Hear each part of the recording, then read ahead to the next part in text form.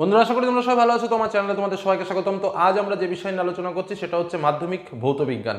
এবং প্রথমেই বলে রাখবো, আজকের আলোচনাটা কিন্তু সকলের জন্য নয়।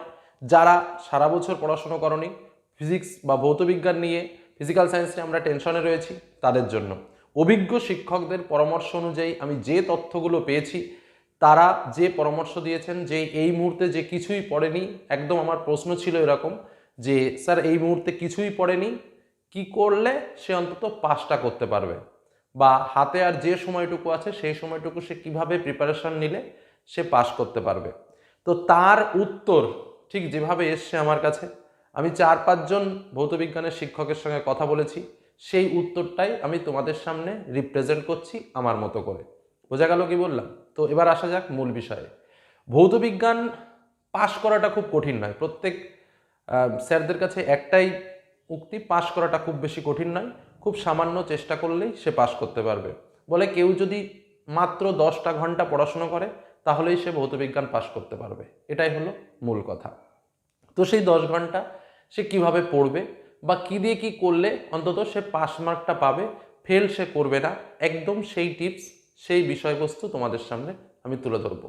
তোমরা জানো যে ইতিপূর্বে আমি তোমাদের জন্য ভৌতবিজ্ঞানের মেইন যে পার্ট, অর্থাৎ 2 মার্কের সাজেশন, 3 মার্কের সাজেশন, আবার দুটোকে মিলিয়ে একসঙ্গে সম্পূর্ণ সাজেশনও শেয়ার করেছি এবং একটা শর্ট কোশ্চেনের বান্সও শেয়ার করেছি। এবং ইতিমধ্যে আমাদের আরও একটা 100 শর্ট কোশ্চেন রেডি হয়ে গেছে, সেটাও খুব তাড়াতাড়ি তোমরা পেয়ে যাবে। তো প্রথম যে কথাটা বলবো, যে সহজ সহজ তথ্যগুলো তোমাদের সামনে শেয়ার করছি, এগুলো একটু মন থেকে বুঝে নাও এবং যেটুকু সময় আছে সেই সময়টুকু এই বুদ্ধি খাটানোর চেষ্টা করো। তাহলে দেখবে পাস মার্ক নয়, 50% নর্মালি ক্রস করে যাবে। তোমরা যারা ভাবছো যে আমরা ভৌতবিজ্ঞানে 0 পাবো, তাদেরও বলছি তারাই 50% ক্রস করে যাবে। আমি বলছি না 100তে 100 পাবে, কিন্তু 50% ক্রস তোমরা করতেই পারো, এবং খুবই শান্তিপূর্ণভাবে, খুবই কম পরিমাণ খাটাখাটি করে। তো চলো মূল বিষয়টা কি আছে আমরা একটু দেখে নিই, আর একদম কিভাবে কি করতে হবে, কিভাবে কি পড়তে হবে, টু দা পয়েন্টে তোমাদের সামনে ডিটেলস আলোচনা করছি। তো আসা যাক মূল আলোচনায়। তার আগে বলবো, যারা এখনো চ্যানেলকে সাবস্ক্রাইব করোনি, কি হলো, সাবস্ক্রাইব করে নাও। তো চলো, ভৌতবিজ্ঞান প্রথম আমরা সাবজেক্টে চলে আসি। পাস মার্ক কত? 25। প্রজেক্টে আমরা ন্যূনতম 7 ধরলাম। স্বাভাবিকভাবে প্রজেক্টে 9 বা 10 স্কুল থেকে কিন্তু দিয়ে দেয়, 9-10 কিন্তু দিয়ে দেয় প্রজেক্টে। তবু আমি সব থেকে কম ধরেছি 7 মার্ক। তো যাই হোক, আমার তাহলে 25 থেকে 7 বাদ দিলে আমার কত থাকে? 18 মার্ক। অর্থাৎ আমাকে টোটাল রিটেনে কত পেতে হবে? 18 পেতে হবে। কথাটা বোঝো, আমি দুইভাবে তোমাদের সামনে আলোচনা করব। একটা হচ্ছে বদমাইশ বুদ্ধি, আর একটা হচ্ছে সব রকম বুদ্ধি, ভালো বুদ্ধি খারাপ বুদ্ধি মিলেমিশে। তো বদমাইশ বুদ্ধিটাতে শুধু কোনো মতে টেনে টেনে পাস মার্ক হবে, এটুকু বলে রাখছি। সেক্ষেত্রে কিছু পড়াশোনা করার দরকার নেই। আর একটু ভালো করতে গেলে একটু পড়াশোনা করলে শান্তিপূর্ণভাবে পাস করবে, এটাই হলো মূল কথা। তো আমাকে কত লাগবে? 18 মার্ক লাগবে। কোশ্চেন প্যাটার্নে আসি। প্রথম আমাদের এমসিকিউ কোশ্চেন, 15টা এমসিকিউ কোশ্চেন। একটা কথা বলে রাখি, 15টা যদি এমসিকিউ প্রশ্ন হয়, ন্যূনতম এ দাগে উত্তর রয়েছে 4টে, বি দাগে 4টে বা সি দাগে 4টে, এরকম কিন্তু 4টে থাকে না, আরও বেশি থাকে। এবিসি দাগে উত্তর বেশি থাকে, ডি দাগে অপশানে কম থাকে উত্তর। তো যাই হোক, সেক্ষেত্রে আমরা ন্যূনতম কিন্তু দেখব যে এবিসি দাগে 5টা করে আমার এমসিকিউ প্রশ্ন রয়েছে। অর্থাৎ 15টা প্রশ্ন আমি যদি কিছু না পড়ে উত্তর করি, আমি যদি সব ফার্স্ট টু লাস্ট এ দাগ দাগিয়ে দিয়ে চলে আসি, তাও আমি 5 পাবো। বা ফার্স্ট টু লাস্ট সব যদি বি দাগ দাগিয়ে দিয়ে চলে আসি, তাও 5 পাবো। বা সব যদি এ টু মানে সম্পূর্ণ 15টা যদি সি দাগ দাগিয়ে দিয়ে আসি, তাও আমি 5 পাবো। অর্থাৎ আমি যদি একদম কম পাই, তাও কিন্তু আমি 5 মার্ক পাবো। এবার যেহেতু তুমি একটা হলে রয়েছো, তো দুটো একটা কোশ্চেন তো নিজে পারা উচিত, আমার তো ব্যক্তিগতভাবে তাই মনে হয়। দুটো একটা কোশ্চেন অটোমেটিক তুমি পেরে যাবে। তো স্বাভাবিকভাবে সেখানে দেখো, এই 3-4টে মিলে, সব মিলে তুমি 7-এর কম কিন্তু এমসিকিউতে পাবে না। কারণ তুমি যদি কিচ্ছু না পারো, একটাও যদি নাও পারো, তাও তুমি কিন্তু 5 পাবে। কথাটা বুঝবে। কিন্তু একটা দুটো তো পারবে নর্মালি, সেটা তো অন্তত নিজের উপর এটুকু তো আছে যে আমি 1-2 পাবো। সেই ক্ষেত্রে যদি দাঁড়াই, তাহলে কিন্তু তুমি এখানে 7 মার্ক কিন্তু পাবে। একটা দুটো যেটা কনফার্ম, যেটা আমার হবেই, সেটাই করবে। না হলে এ, বি বা সি, তার মধ্যে একটা দাগ দিয়ে দাও, কিছু তো একটা হবে, শূন্য পাত থেকে কিছু তো একটা হবে। কিন্তু সবগুলো একই দাগ করবে, একটাতে এ দাগ করলাম, আর একটাতে বি দাগ করলাম, আর একটাতে সি দাগ করলাম, এরকম করলে কিন্তু একও পাবে না। বোঝা গেল কি বললাম? যেটা করার একটাই করবে, যদি উত্তর না জানা থাকে। এটাই কিন্তু মোক্ষম অস্ত্র। চলো প্রথম কাজ। তাহলে এখান থেকে কিন্তু আমি 7 মার্ক অটোমেটিক্যালি পেলাম। নেক্সট যে পার্টটা বলি, আমাদের এসএ কিউ কোশ্চেন, 21টা মার্ক আছে ওখানে। খুব ভাইটাল একটা বিষয় কিন্তু এসএ কিউ, কারণ 21 মার্ক। এবার এই এসএ কিউ এর মধ্যে দুটো জায়গা আছে, দেখো, দুটো সত্য মিথ্যা পাবে আর একটা বাম স্তম্ভের সঙ্গে ডান স্তম্ভ পাবে। তো পৃথিবীতে ফিজিক্যাল সায়েন্সের যে শিক্ষকরা রয়েছেন তাদের কথা অনুযায়ী কেউ কিছু পারুক আর না পারুক, ডান স্তম্ভ আর বাম স্তম্ভটাতে 4-এ 4 পায়। তার কারণ কি? কারণ একটার সঙ্গে আরেকটা মিলে গেলেই হয়ে গেল মেলানো, আর মেলানো স্বাভাবিকভাবে 4টেই ঠিকঠাকভাবে মিলে যায়। তো বেশিরভাগ ক্ষেত্রে ওই মিলটা তোমরা ওই বলেন না যে মাঠে ক্রিকেট খেলতে গেলে বল খেলা লাগে না, শুধু উইকেটে দাঁড়িয়ে থাকলে রান পাওয়া যায়। তো ঠিক পরীক্ষা হলটা ওরকম, মাঝে মাঝে পরীক্ষার হলে পরীক্ষা দেওয়া লাগে না, মানে হলের মধ্যে বসে থাকলে অটোমেটিক রান উঠে যায়, ক্রিজে রান উঠে যায়, সে হোয়াইট বল, নো বল, এরকম বিভিন্ন বল থেকে। তো যাই হোক, ঠিক সেরকমই একটা ব্যাপার। তো সেখানে কিন্তু তোমরা ডান স্তম্ভ এবং বাম স্তম্ভ কিন্তু অটোমেটিক্যালি যে 4 মার্ক রয়েছে সেই 4 মার্কটা কিন্তু তোমরা অর্জন করতে পারবেই পারবে। তার সঙ্গে সত্য মিথ্যা রয়েছে 2 মার্ক। তো আমি সত্য মিথ্যা 2 মার্কের জন্য আমি যদি পারলাম তো 2-এ 2 পেলাম, যদি আমি না পারি দুটোই সত্য লিখবো বা দুটোই মিথ্যা লিখবো, অন্তত আমার একটা তো হবে। তাহলে স্বাভাবিকভাবে সেখান থেকে কিন্তু আমার 5 মার্ক আমি ইজিলি পাবো, একদম শান্তিপূর্ণভাবে 5 মার্ক কিন্তু আমি পাবো। এখানে আমি যদি কোনোদিন চর্চা নাও করি তাও এদিকে 7 এদিকে 5, অটোমেটিক কিন্তু আমার এটুকু হচ্ছে। আবার ঠিক একই ব্যাপার যেটা আমি বলবো, যেহেতু 21টা প্রশ্ন, সেহেতু 21টা প্রশ্নের ভেতরে একটা দুটো কোশ্চেন তো আমাকে পারা উচিত। আমি সে টিপসটাও দেবো কীভাবে পারবো, বা 3-4টে কোশ্চেন তো আমার পারা উচিত। কারণ 21খানা কোশ্চেনের ভেতরে স্বাভাবিকভাবে 5 মার্ক তো আমি এদিক ওদিক দিয়ে জোগাড় করে ফেললাম। আবার তার থেকে আবার প্রত্যেকটা কোশ্চেন, বেশিরভাগ কোশ্চেনে অথবা দেওয়া আছে, মানে মোট ওইটুকু জায়গায় প্রায় 30-35টা কোশ্চেন। তার ভেতরে একটা দুটো কোশ্চেন আমি লিখতে পারবো না? একটু নিজেকে ভেবে দেখো তো। অবশ্যই অবশ্যই পারবে, কিছু কোশ্চেন তো পারবে। তো আমি সেখানে মাত্র 5টা কোশ্চেন ধরলাম যেটা তুমি নিজে লিখতে পারবে। তো সেটাও যদি তুমি লিখতে পারো, স্বাভাবিকভাবে এখানে কিন্তু আরও 10 মার্ক তুমি গেইন করলে।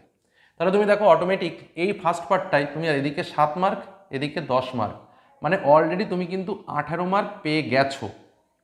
এবার যেটা তোমাদের বলবো, নেক্সট আমাদের রইল 2 মার্কের প্রশ্ন এবং 3 মার্কের প্রশ্ন।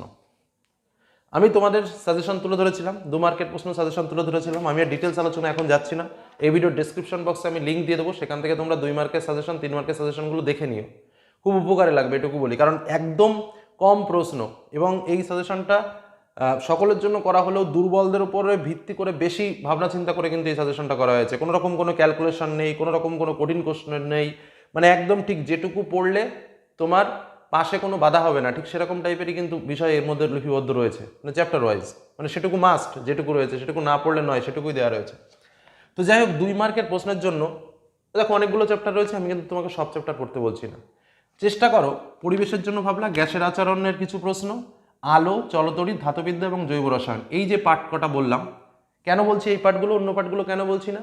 কারণ এই পার্টগুলোর প্রশ্ন যারা একবার দুবার রিডিং পড়ে তাদেরই মনে থাকে, কোনো কঠিন বিষয় নয়। আবার দেখো, এই যে পরিবেশের জন্য ভাবনা, এই চ্যাপ্টারটা তুমি যে দেখো, ভূগোলেও এই চ্যাপ্টার রয়েছে, অর্থাৎ এটা কিন্তু খুব একটা ইজি পার্ট। আলো একটা ইম্পর্টেন্ট পার্ট। নেক্সট আমি চলে আসি 3 মার্কের জন্য। দেখো, গ্যাসের আচরণ, নামটা কঠিন হলেও খুবই সহজ। তাপ, আলো, এই পরীক্ষাগারের রাসায়নিক শিল্পে জৈব রসায়ন, এই চ্যাপ্টারটা কঠিন হলেও মজাটা কোথায়, এখানে 3টে প্রশ্ন রয়েছে, আমি সাজেশনে তুলে ধরেছি। 3টে প্রশ্নের মধ্যে একটা প্রশ্ন কমন পাওয়া যায়, তাই না? তাহলে এখান থেকে তো আমি ফুল মার্কস, আমার তো সব দরকার নেই, আমি তো কিছু তো মার্কস পেতে পারি। তো যাই হোক, তাহলে আমি যেটা তোমাদের বলতে চাইছি, এই যে চ্যাপ্টারগুলো থেকে অন্তত 3-4টে প্রশ্নের উত্তর তুমি ভালোভাবে পারবে, খুব সুন্দরভাবে লিখতে পারবে। কেন? কারণ তুমি যদি এই যে 4টে চ্যাপ্টার সারা মাস ধরে তোমার যেটুকু সময় আছে সেই সময়টুকু যারা দুর্বল তারা এই 4টে চ্যাপ্টার পড়ো, আর কিছু পড়ার দরকার নেই। কেন বলছি? পরিবেশের জন্য ভাবনা চ্যাপ্টার, আলো চ্যাপ্টার, তাপের ঘটনাসমূহ এবং চলতড়িৎ, সব থেকে সহজতম চ্যাপ্টার ভৌতবিজ্ঞানে, এই কটা চ্যাপ্টার ভালো করে পড়ো। কারণ কি? কারণ পরিবেশের জন্য ভাবনা চ্যাপ্টার থেকেই তুমি 5 মার্কের প্রশ্ন পাবে, একটা এমসিকিউ পাবে, দুটো এসিকিউ পাবে, একটা 2 মার্কের প্রশ্ন পাবে।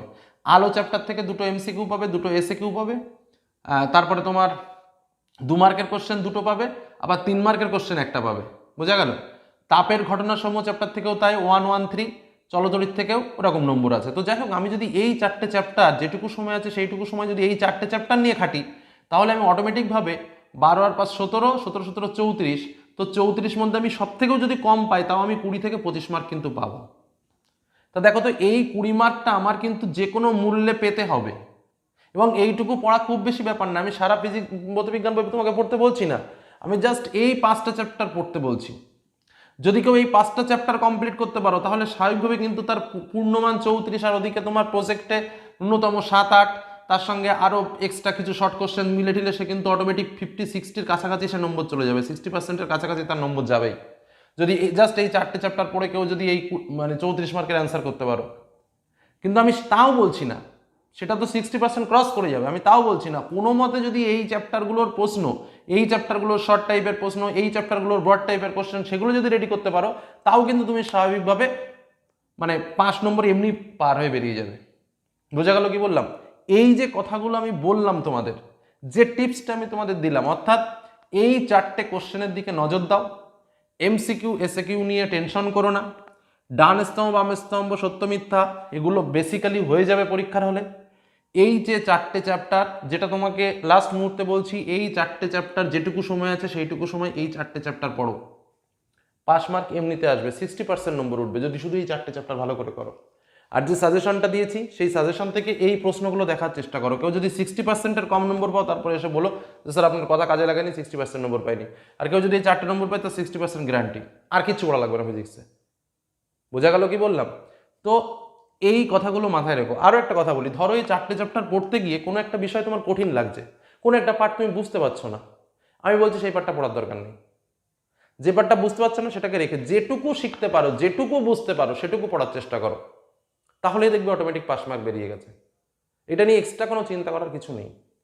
অনেক ছেলেমেয়েরা ভৌতবিজ্ঞানের নাম শুনেই ঘাবড়ে যাচ্ছ, কেন? সারা বছর পড়নি, সে যাই হোক একটা ঘটনা ঘটে গেছে, এখন তো সামনে বসে থাকা যাবে না, এখন তো সামনে বের হতে হবে, পাস তো হতে হবে নাকি? ফেল করে বসে যাবে, পরীক্ষা দেওয়ার আগেই ফেল করে যাবে, সেটা তো হয় না। তো আমি চেষ্টা করছি বা আমরা চেষ্টা করছি যে যাদের এই মনোবলটা ভেঙে গেছে সেই মনোবলটাকে তুলে ধরা, এটুকুই বলবো তোমাদের। তো সেই টিপসটা আমি তোমাদের সামনে দিলাম, যে মনোবলটাকে ভেঙে ফেলো না, মনোবলটাকে অন্তত শক্ত করে রাখো। আর তোমাদের সামনে যেটা তুলে ধরলাম তোমরা তো বুঝতেই পারলে যে স্বাভাবিকভাবে এই যে 18টা মার্ক, এই 18টা মার্ক পাওয়াটা খুব বেশি ঘটনায় না, তবে উইকেটে টিকে থাকতে হবে। ক্রিকেট খেলা সবাই পছন্দ করো আশা রাখি, ক্রিকেট খেলার কি নিয়ম?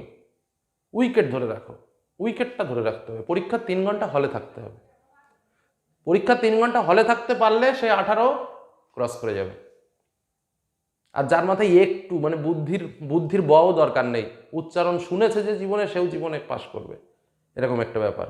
তো এই আলোচনা তোমাদের দিলাম, আর এই আলোচনার মূল সারবস্তু যিনি দিয়েছেন তিনি আমাদের ভৌতবিজ্ঞানের 3-4জন শিক্ষক রয়েছেন, সুজয়দা রয়েছেন, তারপরে আমাদের ইন্তেখাব স্যার রয়েছেন, তারপরে আমাদের সুকুমারদা রয়েছেন।